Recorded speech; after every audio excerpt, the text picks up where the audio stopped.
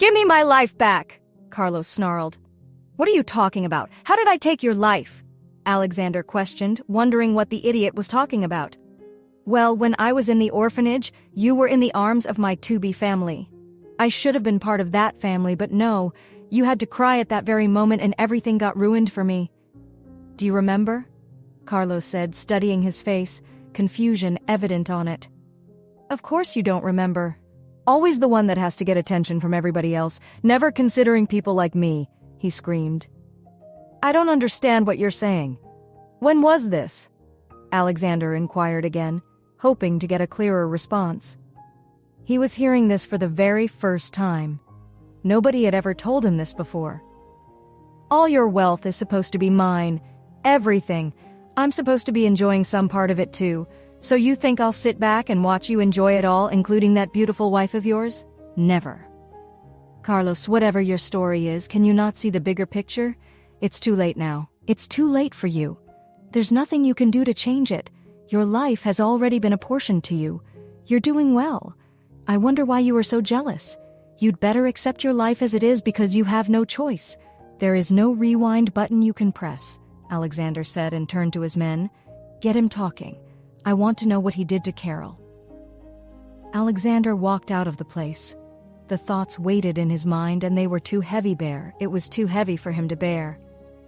When he got outside the building for the first time, Festus had not put on the engine.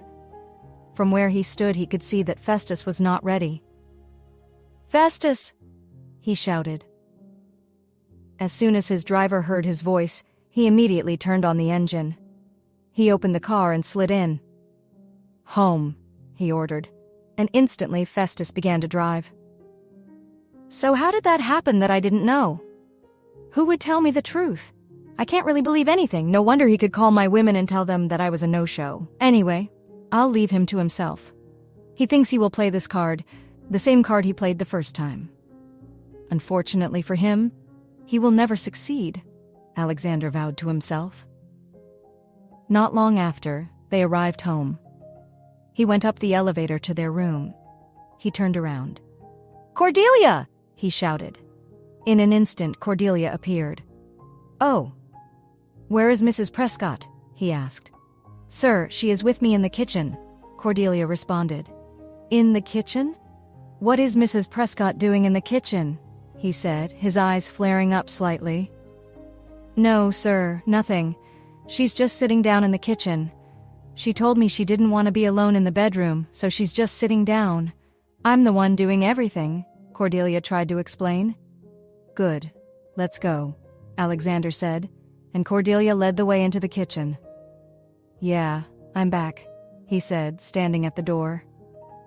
When she saw him, she ran to him, embracing him and standing on tiptoe to kiss his cheek. As usual, he turned his face to kiss her deeply. He explained to her and she understood. She nodded her head in response. Okay, that's okay. So their evenings were spent with them holding hands, looking into each other's eyes, and sharing stolen kisses. They hung around the garden for a while, smelling the fragrances from the flowers. Once the sun went down, they left the garden and came back into the mansion for dinner. As they started eating, Alexander's eyes were fixed on Ophelia. Each time she looked up, she'd catch him looking at her, and then she'd look back into her food again and continue eating. Alexander, why are you looking at me that way? Ophelia asked quizzically. Do you know that you'd be more delicious than this food? He said, looking at her intently as she gasped in response to his words. I will love to spread an Ophelia buffet on this table, but I'm patient. His lips curled up into an evil smile. I need some chilled water, she said, feigning a cough. Sweetheart, maybe it is something else you need, he remarked. She quickly turned back to her food, her face red with embarrassment. He chuckled at her reaction. How can Carlos say this man isn't capable of things when I can clearly feel what he is capable of, she thought to herself. Anticipation began to tumble within her because she couldn't wait to do things with him. Once they were done with dinner, they showered and lay cuddled together as they fell asleep. The week went by very fast. It was Friday and the arrangements for their journey were made. Ophelia, let's not carry any luggage, okay? Don't bring anything. We'll shop wherever we go and that's what we'll wear, he informed her, and she agreed. All right, my husband, Ophelia said. Alexander held her hand as they stepped out of the room. They found Cordelia just by the door, waiting for them. She pulled Cordelia to her side. I'll bring you something, okay? She whispered. Okay, Auntie. Thank you, Auntie. Cordelia answered as she turned around and locked the door, holding the key. Make sure you take care of that key well. You can't be too sure. Who knows who is holding the key? And make sure nobody, and I mean nobody, comes into this room, Alexander warned. I hear you, boss, Cordelia said. In no time, the couple was headed for the airport and parked at the private wing where the private jet was waiting for them. Once they got in, they sat down next to each other. He helped her buckle her seatbelt as he buckled his. The aircraft was in the air, and they were heading for Tuscany. A private landing space was waiting for them at dusk, where his private jet always lands. A few hours later, they had arrived. As they stepped out of the aircraft and entered the Bentley he bought for use in Tuscany, the driver moved the car to the mansion. They arrived at a part of Tuscany that Ophelia did not know.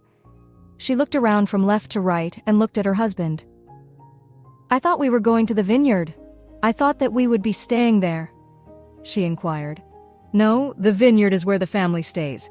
I have a private villa here, he explained. Once they got to the villa, it was a white building, and she wondered how it would look at nighttime. It looked majestic in the daytime. After admiring the building, her husband led her into it, giving her a tour of the villa. All the servants and maids were lined up to be introduced to the new Mrs. Prescott. They did so one after the other. When they were done, he took her on a tour of the house. When we are done here, I want us to go to the family at the vineyard, her husband said, holding her hand and leading her from room to room, showing her what the villa looked like. When she counted 15 rooms, she stopped counting. They were all lavishly furnished. Even a president's palace couldn't have been so beautiful. Indeed, I married a beautiful man, she concluded. Once they were done, Alexander looked at his wife. Sweetheart, are we done here? He asked. She nodded in response. I can't wait to have a taste of the foods we had the last time, she said, smiling. I know you really enjoyed them, he chuckled. Afterward, they were in the vineyard. As they stepped out of the car, they walked ahead and saw